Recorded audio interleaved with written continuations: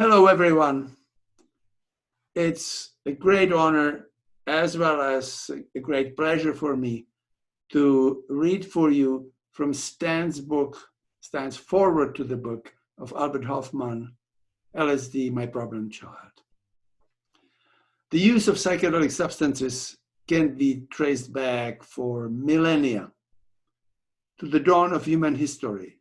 Since time immemorial, plant materials containing powerful consciousness expanding compounds have been used in many different parts of the world to induce non-ordinary states of consciousness in various ritual and spiritual contexts.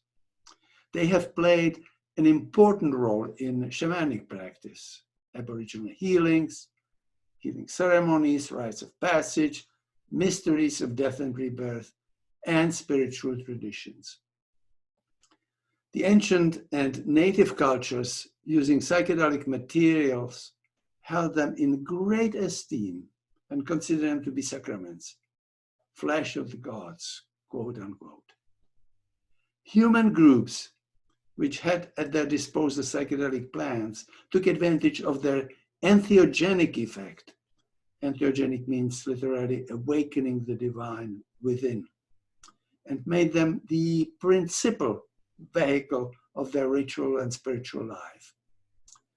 The preparations made from these plants mediated for these people experiential contact with the archetypal dimensions of reality, deities, mythological realms, power animals, numinous forces, and aspects of nature. Another important area where states induced by psychedelics played a crucial role was diagnosing and healing various disorders. Anthropological literature contains many reports indicating that native cultures use psychedelics to cultivate intuition and extraordinary perception for a variety of divinatory as well as practical purposes, such as finding lost persons and objects, obtaining information about people in remote locations, and for following the movement of the game these people were hunting. In addition, psychedelic experiences served as an important source of artistic inspiration, providing ideas for rituals, paintings, sculptures, songs.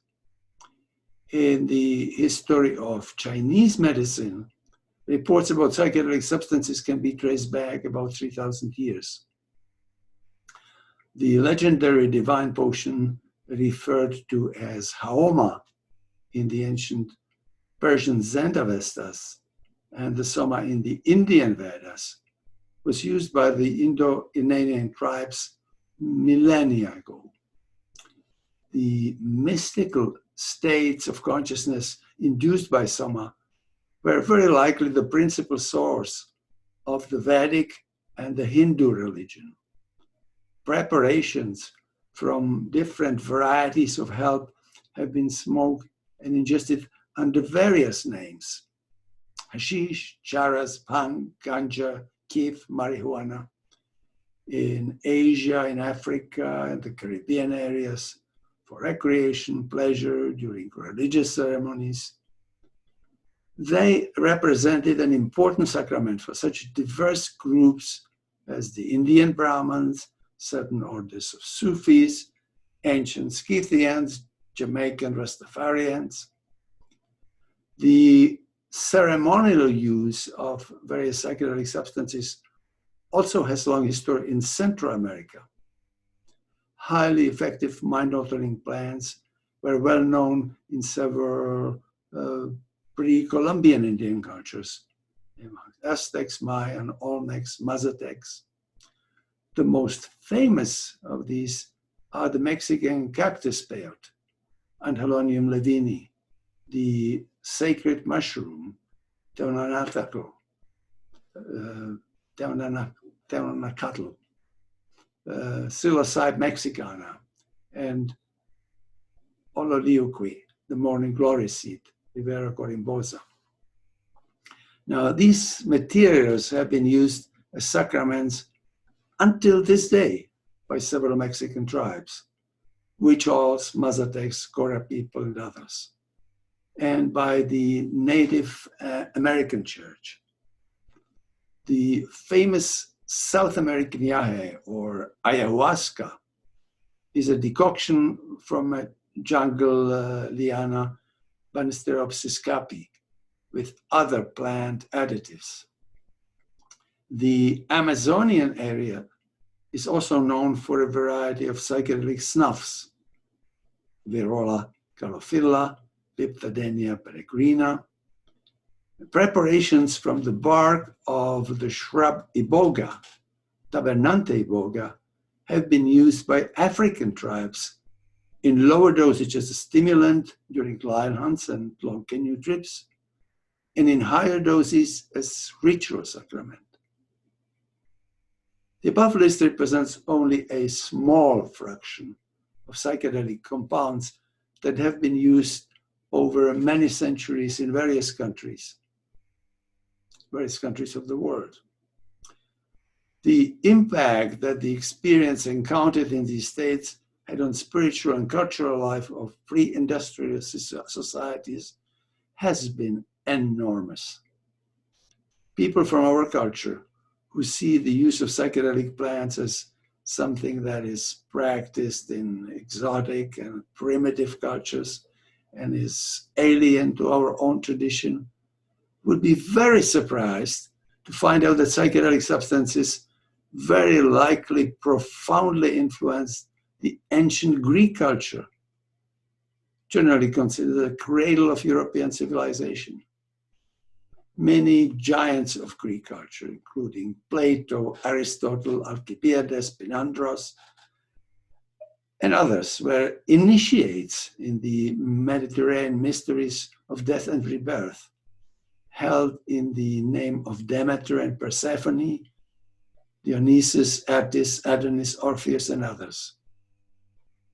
According to the theory proposed by research team that included Albert Hofmann himself, the sacred potion Kykeon, administered to thousands of initiates in the Eleusinian mysteries every 5 years for almost 2,000 years, contained an ergot alkaloid similar to LSD. Psychedelics were also very likely ingredients in the wines used for the Bacchanalia. The long history of ritual use of psychedelic plants contrasts sharply with a relatively short history of scientific efforts to identify their psychoactive alkaloids and to study their effects. The first psychedelic substance that was synthesized in a chemically pure form and systematically explored under laboratory conditions was mescaline, the active alkaloid from the peyote cactus.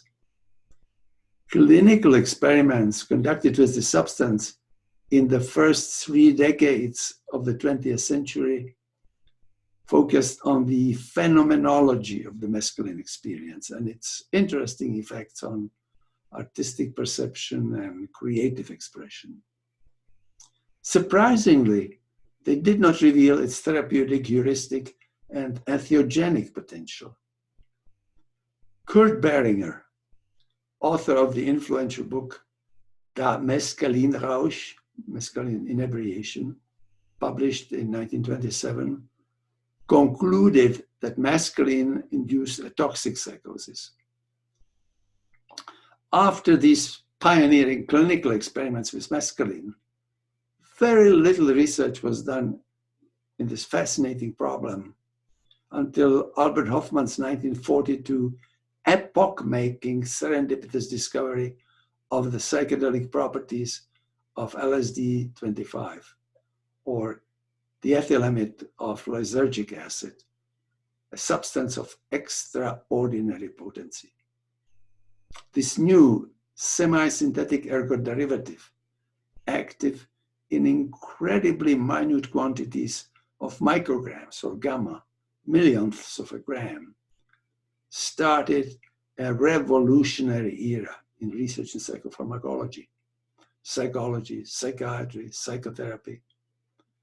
Because of the incredible promises it held in many different fields of research, this new substance appeared to be Albert Hofmann's prodigious child. The discovery of powerful psychedelic effects of minuscule dosage of LSD started what has been called a, quote, golden era of psychopharmacology, unquote.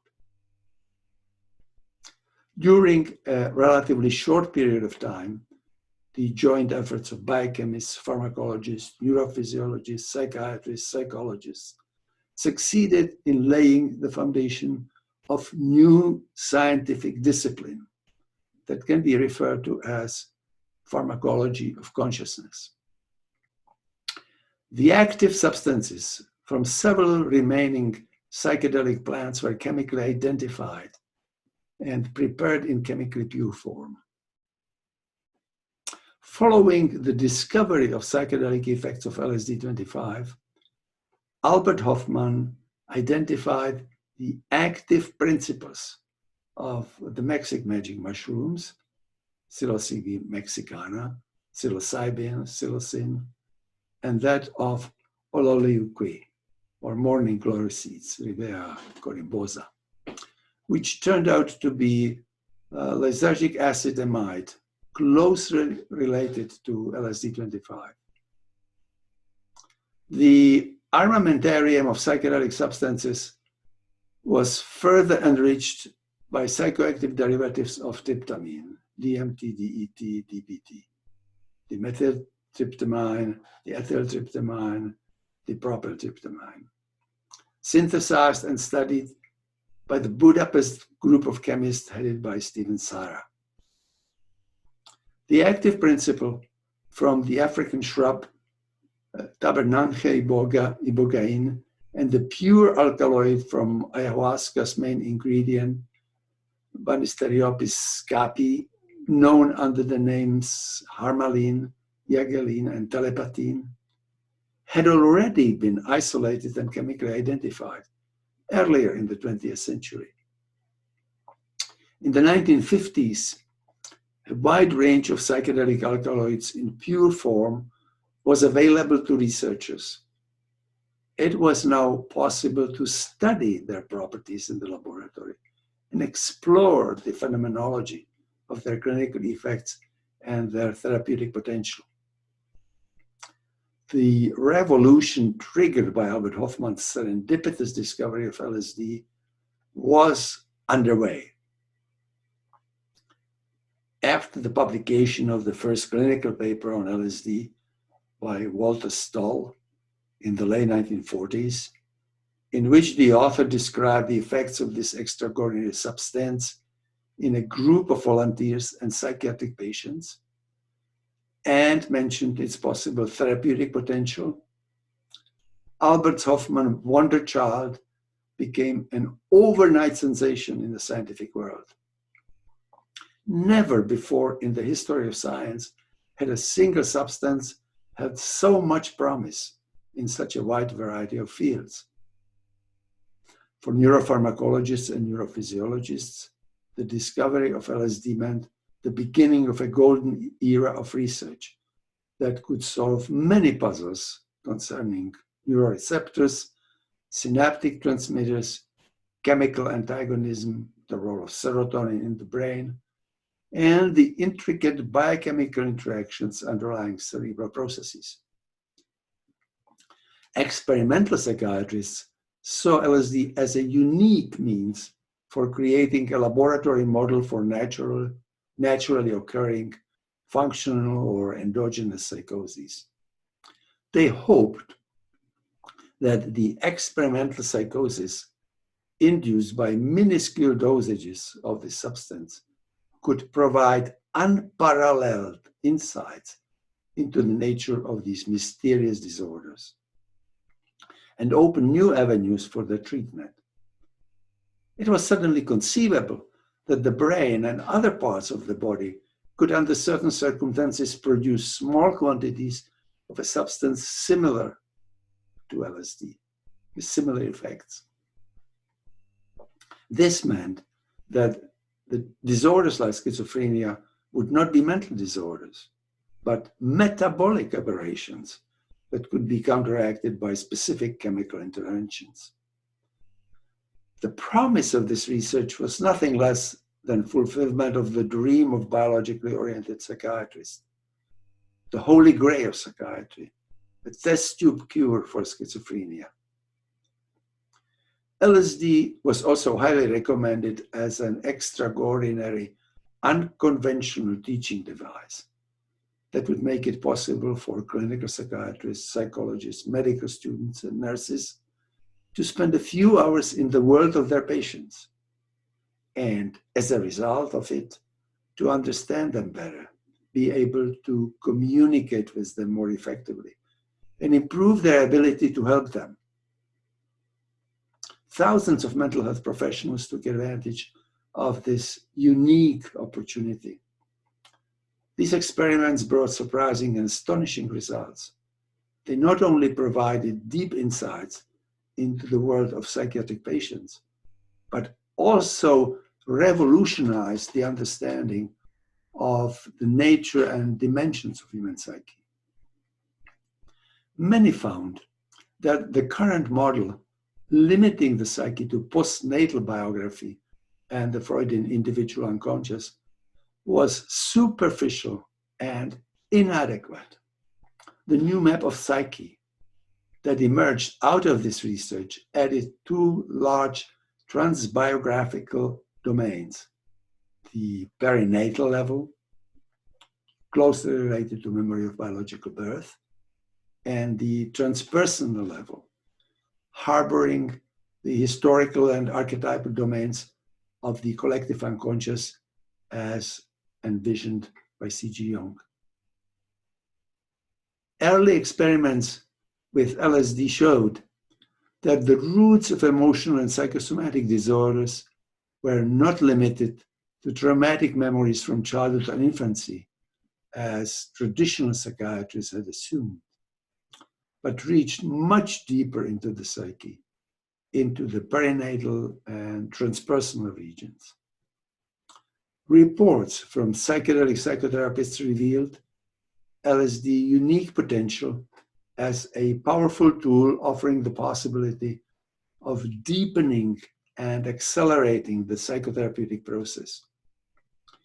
Using LSD as a catalyst, it became possible to extend the range of applicability of psychotherapy to categories of patients that previously have been difficult to reach: sexual deviants, alcoholics, narcotic drug addicts, criminal recidivists. Particularly valuable and promising were the early efforts to use LSD psychotherapy to work with terminal cancer patients. Research on this population showed that LSD was able to relieve some severe pain, often even in those patients who had not responded to medication with narcotics. In a large percentage of these patients, it was also possible to ease or even eliminate difficult emotional and psychosomatic symptoms, such as depression, general tension, insomnia, alleviate the fear of death, increase the quality of their life during their remaining days, and positively transform the experience of dying. For historians and critics of art, the LSD experiments provided extraordinary new insights into the psychology and psychopathology of art, particularly various modern movements such as abstractionism, cubism, surrealism, fantastic realism, and into painting and sculptures of various native, so-called primitive cultures. For professional painters who participated in LSD research, the psychedelic session often marked a radical change in their artistic expression. Their imagination became much richer, their colors more vivid, their style considerably freer. They could also often reach into deeper recesses of their unconscious psyche and tap archetypal sources of the inspiration. On occasion, people who had never painted were able to produce extraordinary pieces of art. LSD experimentation brought also fascinating observations which were of great interest to spiritual teachers and scholars of comparative religions. The mystical experiences frequently observed in LSD sessions offered a radically new understanding of a wide variety of phenomena, from the world of religion, including shamanism, the rites of passage, the ancient mysteries of death and rebirth, the Eastern spiritual philosophies, and the mystical traditions of the world. The fact that LSD and other psychedelic substances were able to trigger a broad range of spiritual experiences became the subject of a heated scientific discussion. They revolved around the fascinating problem concerning the nature and value of this, quote, instant, end of quote, or, quote, chemical, end of quote, mysticism. LSD research seemed to be well on its way to fulfill all the above promises and expectations when it was suddenly interrupted by the unsupervised mass experimentation of the young generation. In the infamous Harvard affair, Timothy Leary, Richard Alpert, and Ralph Metzner left the university, Leary and Alpert leaving teaching posts, and Metzner leaving a fellowship, after their overeager proselytizing of LSD and psilocybin. The ensuing repressive measures of administrative, legal, and political nature had very little effect on street use of LSD and other psychedelics, but they drastically terminated legitimate clinical research. However, while the problem associated with this development were blown out of proportion by sensation-hunting journalists, this was not the only reason why LSD and other psychedelics were rejected by Euro-American culture. An important contributing factor was also the attitude of technological societies towards non-ordinary states of consciousness. And as I mentioned earlier, all ancient and pre-industrial societies held these states in high esteem, whether they were induced by psychedelic plants or some of the many powerful non-drug technologies of the sacred, fasting, sleep deprivation, social and sensory isolation, dancing, chanting, music, drumming, physical pain. Members of these social groups had the opportunity to repeatedly experience non-ordinary states of consciousness during their lives in a variety of sacred and secular contexts. By comparison, the industrial civilizations have pathologized non-ordinary states, developed effective means of suppressing them when they occurred spontaneously, and have rejected or even outlawed the contexts and tools that can facilitate them. Because of the resulting naivete and ignorance concerning non-ordinary states, Western culture was unprepared to accept and incorporate the extraordinary mind-altering properties and power of LSD and other psychedelics. The sudden invasion of the Dionysian element from the depth of the unconscious and the heights of the superconscious was too threatening for the puritanical values of Euro-American society. In addition, the irrational and transrational nature of psychedelic experience seriously challenged the very foundations of the materialistic worldview of Western science. The existence and nature of these experiences could not be explained in the context of mainstream theories, and seriously undermined the metaphysical assumptions concerning priority of matter over consciousness on which Western culture has built.